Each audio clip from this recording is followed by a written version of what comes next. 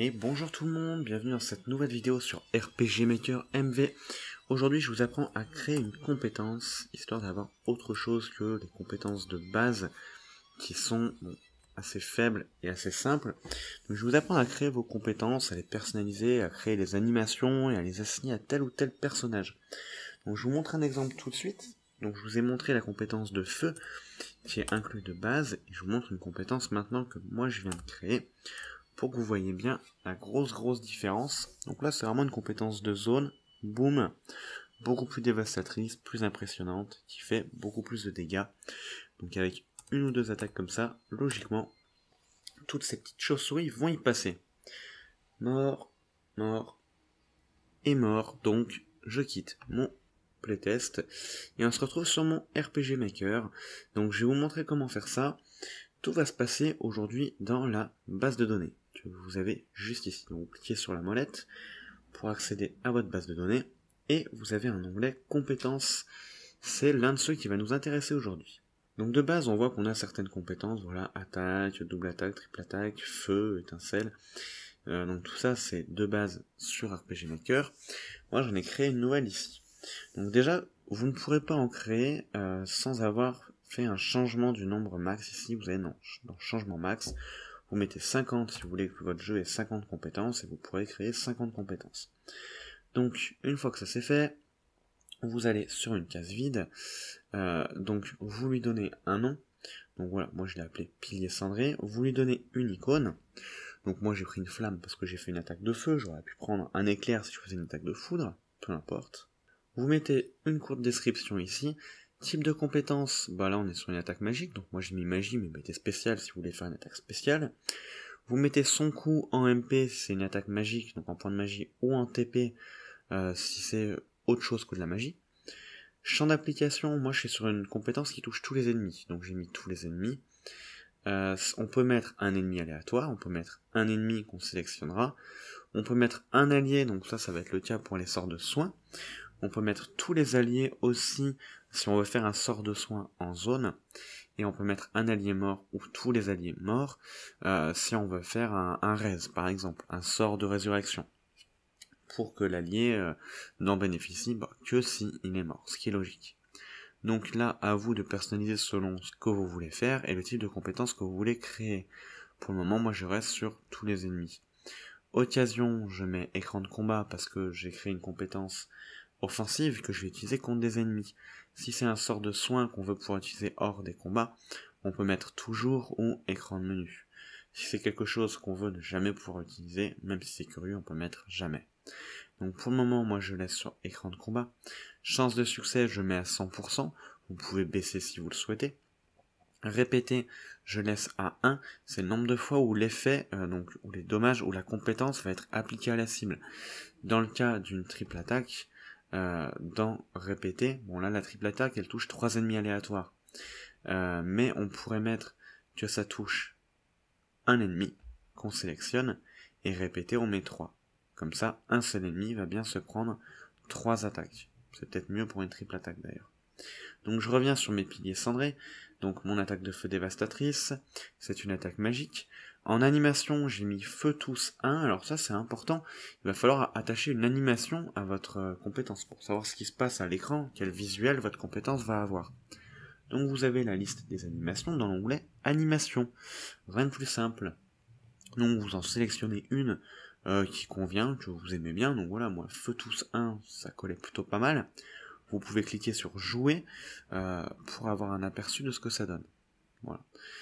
Après, vous pouvez créer, pareil, vos propres animations en faisant changement max, rajouter des emplacements et mettre ce que vous voulez. Donc il y a un peu de tout, il y a du ténèbre, de la lumière, du feu, de la glace, de l'eau, du vent, du tonnerre. Il y a déjà énormément de choses. Si vous faites un jeu en utilisant déjà tout ça, c'est déjà pas mal du tout. Donc une fois que vous avez choisi votre animation pour votre compétence, ici, dans les dommages, en type, on est sur du HP dommage, parce qu'on va faire des dommages au HP. On peut faire des compétences qui font des dommages au MP aussi. On mettra récupération de HP ou récupération de MP pour les sorts de soins, et drain de HP, drain de MP si on veut drainer les HP ou les MP de l'adversaire. Donc là, on reste sur du HP dommage d'élément feu, parce que je suis sur une attaque feu. là aussi c'est personnalisable. Et là, ce qui est important, ça va être la formule. Donc de base, une attaque de feu, on est sur une formule de 100 plus A.mat, ça veut dire attaque magique de l'attaquant, x 2, moins B.mdf, ça veut dire c'est la défense magique de l'ennemi, x 2. Donc ça, en survolant cette zone et en ne bougeant plus, en laissant votre curseur ici, vous avez les formules et toutes les abréviations qui apparaissent. Si vous êtes débutant, moi je vous conseille de faire quelque chose de tout simple, c'est de partir d'une formule préenregistrée dans le jeu, c'est ce que j'ai fait pour cet exemple. Vous faites un copier, vous venez coller ici, et ici moi, attaque magique, on était à x2, je suis passé à x8 pour avoir quelque chose de beaucoup plus puissant. Donc après, à vous de jauger, de faire des tests. Une fois que vous avez fait ça, dans message, on va mettre aller utilise. Donc quand vous allez utiliser la compétence, ça affichera donc le nom du héros, ensuite utilise, puis le nom de la compétence. On peut mettre des armes requises ici. Si on estime que les compétences magiques sont réservées aux magiciens qui ont, je sais pas moi, une canne, et ben dans armes requises, on met canne, et il n'y a que les personnages qui ont une canne qui pourront utiliser cette compétence. Dernier détail, mais peut-être le plus important, il va falloir apprendre la compétence au personnage. J'ai l'impression d'aller un peu vite, hein, alors donc n'hésitez pas à mettre pause et à aller à tâtons sur votre RPG Maker de votre côté en même temps. Ces vidéos que je fais sont vraiment faites pour ça, pour que vous les écoutiez, que vous soyez sur votre RPG Maker et que vous fassiez en direct ce que je vous explique, ce que je vous montre. Prenez votre temps, ça prend un peu de temps au début, après ça ira de plus en plus vite. Donc, où j'en étais, oui, il va falloir apprendre la compétence au personnage. Donc pour ça, on va dans acteur, on regarde quelle classe a notre héros. Donc là, moi c'est une classe par défaut que j'ai laissée. Donc on pourrait mettre mage, si on veut que notre héros soit un mage. Et ensuite, dans les classes, on va dans mage, et c'est ici qu'on met les compétences à apprendre.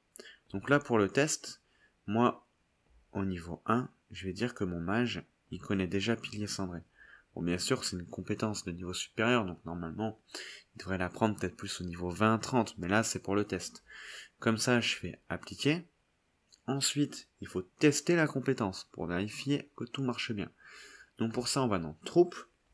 On va prendre un groupe d'ennemis au hasard, typiquement le groupe de 4 chauves-souris que j'ai ici. On va faire test de combat. On a bien notre héros qui est tout seul, ok, c'est très bien. Et on va faire ok.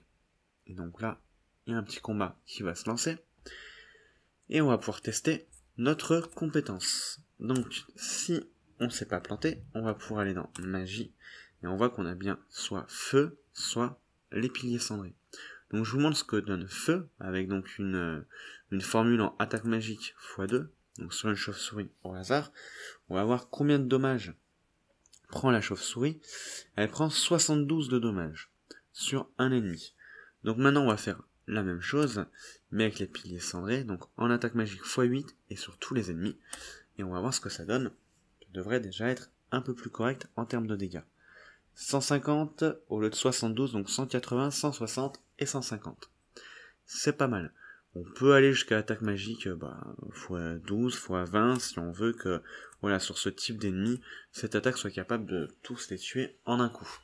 Bon, 2 attaques pour tuer 4 ennemis sur un seul personnage et un coup critique comme on vient de voir qui peut passer à 500, c'est déjà pas mal. Donc après, à vous de jauger selon la difficulté, selon les ennemis que le joueur va rencontrer quand il sera au niveau que vous aurez décidé et qu'il apprendra cette compétence. Donc, vous avez vu, il n'y a rien de bien compliqué, tout se passe dans la base de données.